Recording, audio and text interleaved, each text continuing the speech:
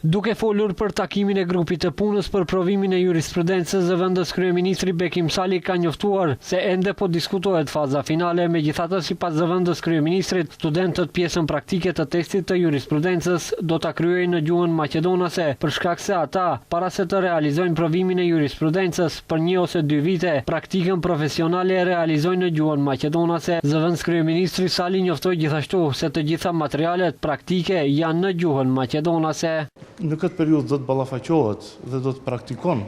profesionin e tij të ardhshëm me materiale të cilat vijnë nga arkivi dhe funksionon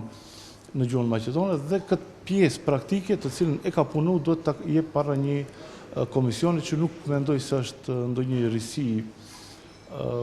që duhet të trajtohet në mënyrë të veçantë, për shkak se është praktik në gjithë periudhën e deri tanishme.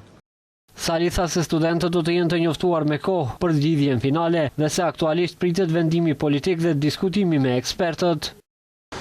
Studentët do të jenë të informuar në momentin kur do të kryhet, për arsye se ekspertët e kryen pjesën e tyre të propozimeve, pjesa politike do të sjell konsenzus dhe marrëveshje politike dhe pastaj e gjithë kjo do të kalojë përmes deputetëve në parlament. Në momentin që kalon në parlament do të njoftohen edhe studentët cili është teksti final me të cilin ata do të